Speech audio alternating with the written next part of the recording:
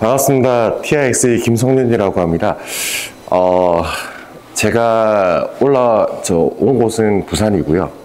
네, 지금 아까 이야기하시던 부산에서 왔습니다. 요즘, 부산은 별명이 있습니다. 예전에는 뭐 항구도시, 바다도시 이랬는데, 요즘엔 부산을 뭐라 부르냐면은, 노인과 바다라고 부릅니다. 네, 젊은 사람들이 정말 없어서, 네, 노인과 바다라 부르고, 최근에 한 6개월 전부터 바뀐 별명이 뭐냐면, 노인과 아파트랍니다. 예, 사람은 없는데 아파트만 계속 짓고 있어서 노인과 아파트라고 부르곤 합니다. 자, 갈수록 젊은 사람들 보기가 많이 힘들어집니다. 제가 올해 45인데, 교회를 가든 어디를 가든 저는 아직 항상 청년이고요. 예, 예전 같으면 중년이겠죠. 예, 근데 요즘에는 젊은 사람들 보기가 정말 힘들어지고, 부산의 제일 번화한 서면이라는 곳 말고는 뭐 해운대를 가도 사람들이 없습니다. 예, 정말 사람들이 많이 없는데, 이제 연세 드신 어르신들은 되게 많은 상황이고, 한 사람이 케어할 수 있는 어르신이 이제 뭐 제한적이지 않습니까? 그래서 일단은 결과적으로 시간이 조금 더 지났을 때 얼마나 많은 인원이 또 어르신들의 케어를 위해서 시간을 써야 되는지라는 부분에 있어서 먼저 집중을 하다가 만들어진 제품입니다. 근데 만들다 보니까 이제 다른 기능들이 점점 들어가다 보니까 좀 전체적인 병원에서 뭐 과 상관없이 활용도는 가능할 것 같은 제품이라고 생각이 됩니다. 일단은 소개를 해드리겠습니다.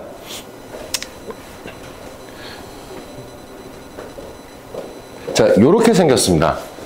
근데 제가 오늘 여기 올 때 가지고 오고 싶었어요. 그런데 저희가 얘가 키가 요만합니다. 예, 그래서 스타렉스나 이런 데 들어가지가 않습니다. 그래서 얘를 들고 오려고 그러면 탑차를 불러와야 되는 상황인데, 여기 들고 올라와서 여기 2층까지 들고 올리려고 하면 얘 한 60km 나갑니다.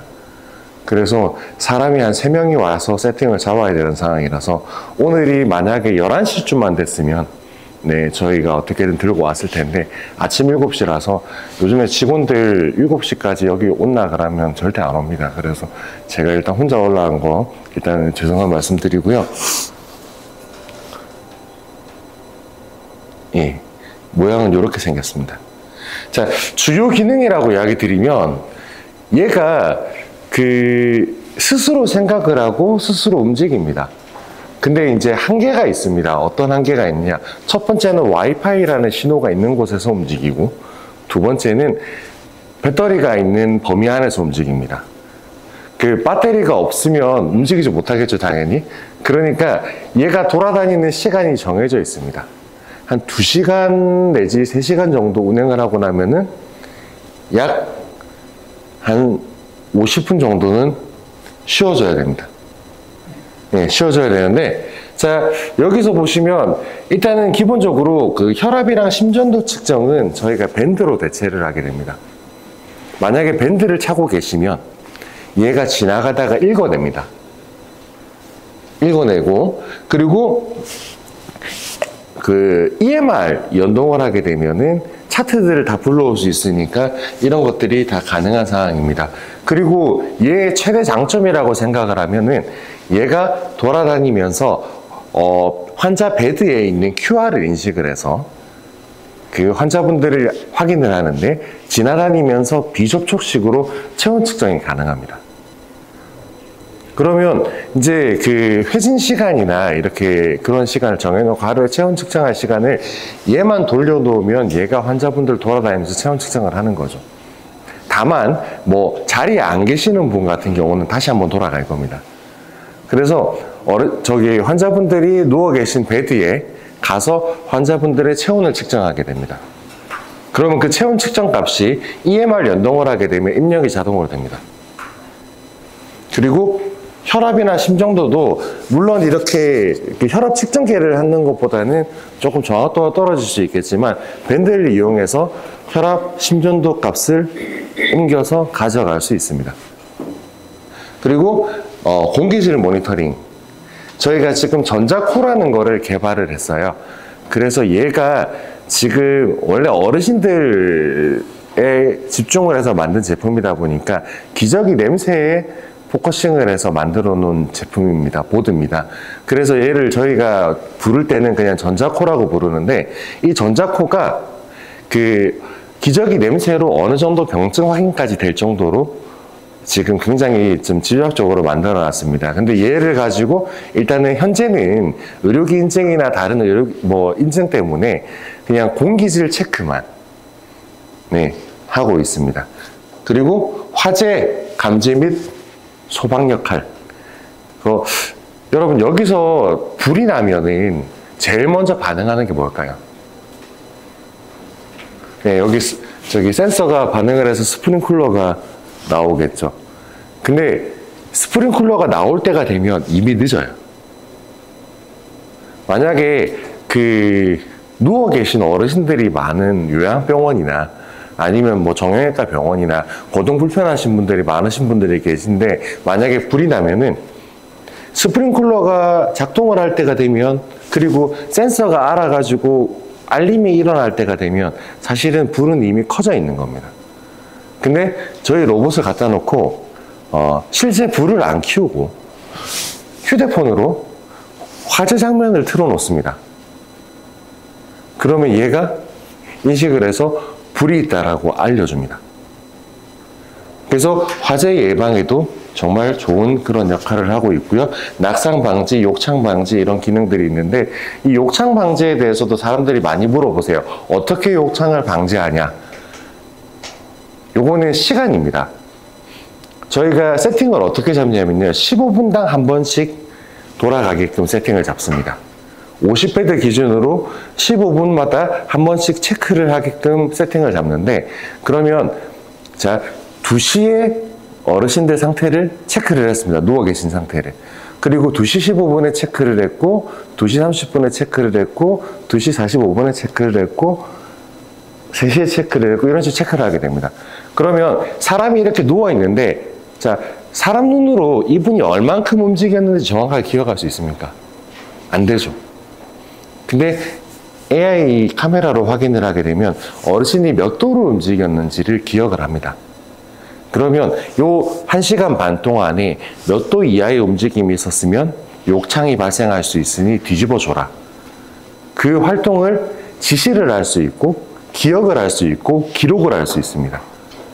그러면 그 기록 자료를 가지고 우리는 욕창 방지를 위해서 이런 식으로 꼼꼼하게 확인을 했다라는 증거 자료로 사용하실 수가 있는 겁니다. 그리고 정상적이지 않은 활동들, 예를 들어서 뭐 침대에 바로 누워 계시는 건 괜찮은데,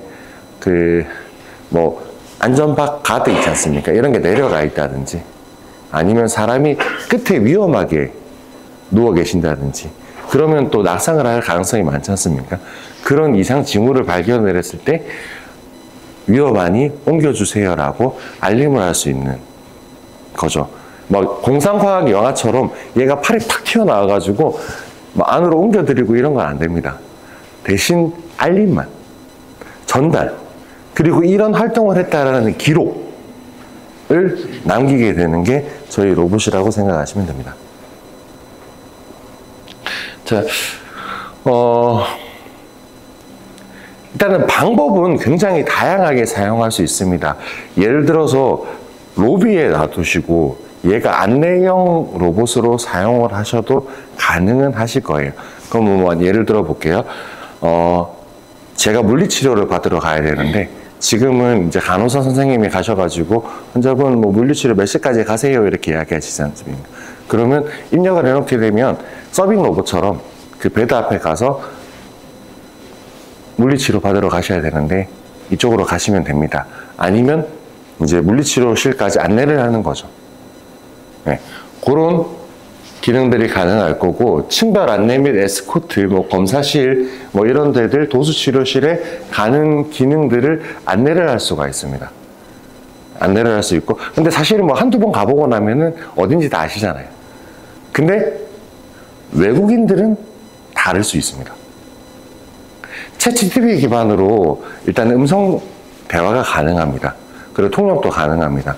그래서 외국인 환자들이 왔을 때 얘가 전담 마크를 해서 안내하고 알려주고 대화를 할 수 있다라는 거죠.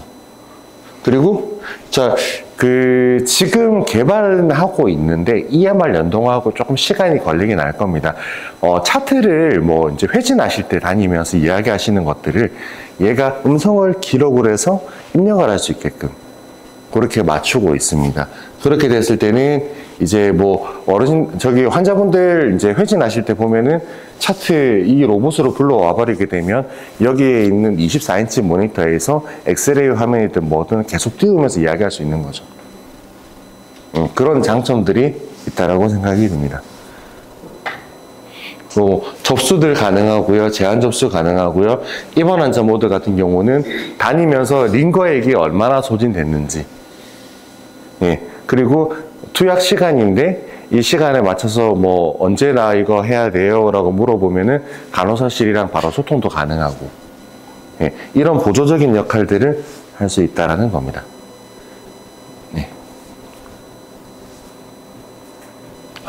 마지막으로 주차 모드까지, 그런 병원들 있지 않습니까? 주차 시간 찍어주고 하는 거, 그런 것들도 이제 얘가 만약에 로비에 있다 그러면 충분히 가능할 겁니다. 그리고 저는 생각할 때 이 역할도 괜찮을 것 같아요. 입퇴원할 때 얘가 가가지고 필요한 서류가 뭐 있는지 모니터에 직접 찍으시고 그 자리에서 카드 결제까지 해버리고 가실 수 있는, 그리고 그 자리에서 주차까지 다 찍어버리고 가실 수 있는, 그런 기능들까지 활용하시면 그냥 회진이라든지 뭐 간병 로봇이라든지 이런 개념보다 그냥 병원에서 사용하실 때는 일상적으로 사람의 일이 많이 줄어드는 그런 역할을 하지 않을까 하는 생각을 합니다. 뭐 적용 사례는 뭐 내과든 정형외과든 통증외과든 소아과든 뭐 구체적으로 어디에서는 어떻게 하면 조금 더 도움이 될 것 같고 필요하다는 기능들이 있으면 저희가 뭐 개발해서 소프트웨어적인 것들은 저희가 만들어서 서포트는 가능합니다.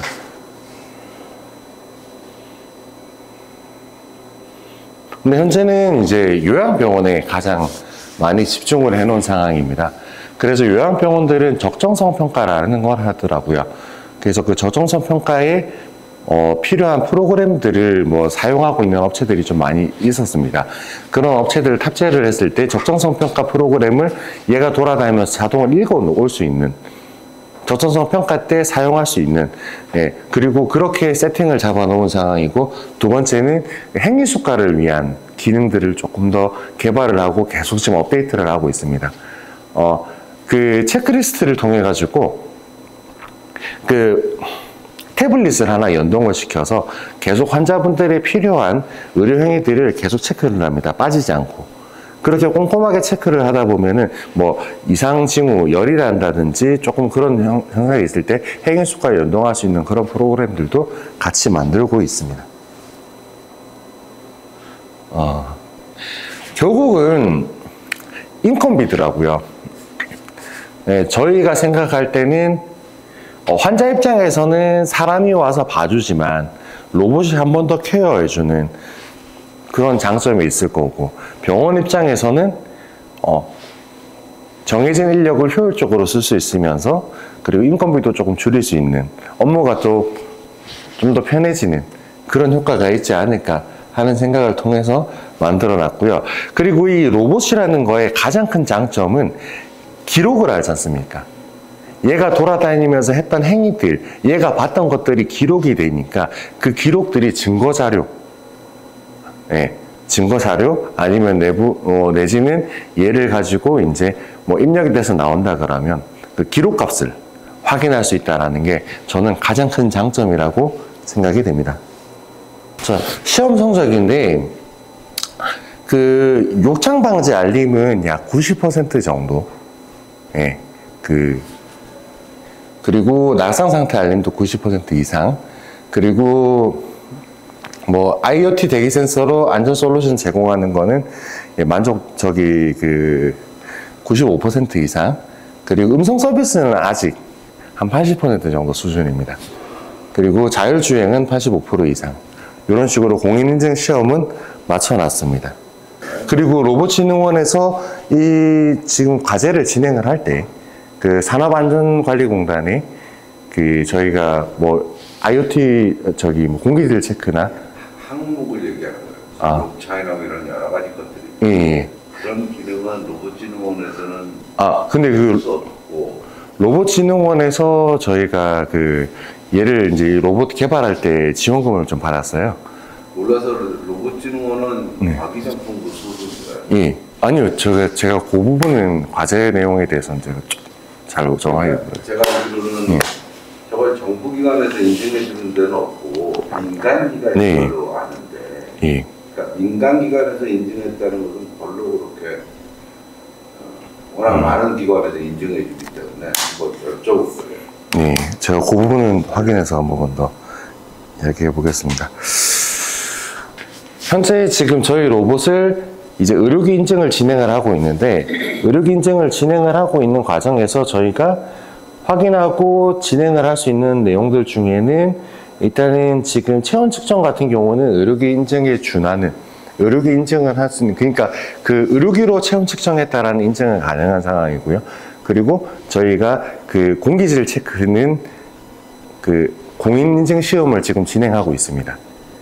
그래서 걔는 이제 1000스퀘어미터 이상의 시설에서는 공기질 체크를 1년에 2번인가 하게끔 되어 있더라고요. 그래서 그 기준에 맞는 지금 그거는 준비를 하고 있습니다. 아무튼 저희가 지금 제일 이제 중요하게 생각을 했던 부분은 저희의 기술 중에 제일 핵심은 AI 카메라 기술입니다. 뭐 사실 서빙 로봇들 많이 돌아다니지 않습니까? 그 요즘에 자율주행하고 찾아다니는 로봇들에 대한 기술은 워낙 많이 기본적으로 만들어져 있는 상황이고, 그리고 실제 거의 대부분의 그 모듈들은 중국에서 수입하는 걸로 알고 있습니다. 그런데 저희가 가지고 있는 가장 큰 핵심 중에 하나는 AI 카메라 기술이고요. 이 AI 카메라 기술을 활용한 보드들 중에는 뭐 욜로라든지 이런 걸 많이 사용을 하긴 하는데, 저희는 이 보드를 직접 만들어서 저희 보드를 만들어서 사용을 합니다. 그래서 이 기술을 가지고 이런 식으로 확인을 해서 사람들의 상태를 확인하게 되는 겁니다. 그리고 제가 갑자기 이제 모르는 거를 여쭤보셔가지고 막 이야기했던 걸 준비를 다 했다가 약간 지금 당황을 했는데, 결론적으로 이야기를 드리면 사람이 하는 일을 대신할 수는 없습니다. 대신에 사람이 눈으로 그냥 보고 지나가는 게 내가 봤어요 라고 이야기하는 게 다지 않습니까? 근데 로봇이 사람의 역할을 완전 대신할 수는 없지만 얘가 보고 지나갔던 것들은 다 기록이 남고 기억을 하게 됩니다. 제출을 할 수 있습니다.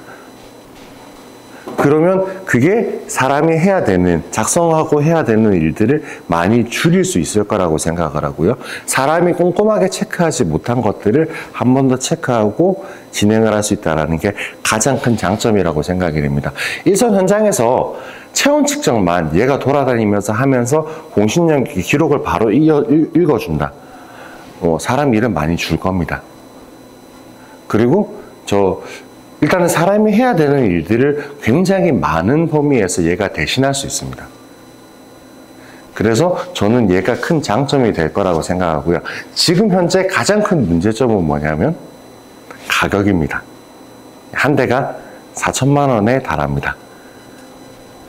그래서 얘가 많이 생산되면 가격은 점점 낮아질 거라고 생각하지만 지금은 4천만 원 정도 나오게 되니까 가격이 제일 걸림돌이라고 생각을 하고요. 그리고 이 로봇은 들어온다고 바로 사용을 할 수가 없습니다. 이 로봇이 들어오게 됐을 때, 병원에 들어가게 됐을 때 제일 처음에 와이파이 증폭 공사라는 과정을 거쳐야 됩니다. 병원마다 와이파이가 다 있지만 그 와이파이가 신호가 약한 데가 있을 거고 그 와이파이 주소가 다 다릅니다. 그러면 얘가 돌아다니다가 주소가 바뀌면 서버리죠. 그래서 한 와이파이를 증폭을 해서 곳곳에서 다 쓸 수 있게끔 증폭 공사를 완료하고 그 이후에 얘가 돌아다니게 됩니다. 그래서 얘가 도입을 한다 하더라도 정상적인 작동을 하는데 한 2, 3주 그리고 정상적인 작동을 하면서 학습을 하는데 1달에서 2달 정도 시간이 걸리고, 그 이후는 원하는 기능들은 마음껏 열어 나갈 수 있습니다. EMR 연동만 돼도 회진하시면서 돌아다니면서 원장님이 이야기하시는 내용들을 기록을 해서 얘가 입력을 할 수 있고, 또 차트를 불러올 수 있고, 이런 것만 돼도 회진할 때 도움이 되실 거라고 생각이 되고, 그리고 뭐 대화 기능, 그리고 뭐 결제 기능, 뭐 이런 것들은 원하는 옵션들은 얼마든지 넣을 수 있고요. 제가 생각할 때 저희 로봇의 개발 방향은 딱 이거였습니다. 휴대폰. 저희가 삼성 휴대폰을 구매를 하면 이 안에 들어갔을 때 처음에 뭐 깔려있는 어플들이 좀 있지 않습니까? 근데 제일 기본적으로 카카오톡은 안 깔려있죠. 전화, 문자, 인터넷, 이런 기능들은 들어가 있지 않습니까? 그럼 필요한 기능들을 제가 어플들을 깔지 않습니까? 그렇듯이 의료기 박람회나 가보면 뭐 수많은 프로그램들이 많이 나와 있어요. 근데 그런 프로그램들을 넣어서 사용할 수 있는 그런 기능이라고 생각하시면 좋을 것 같습니다.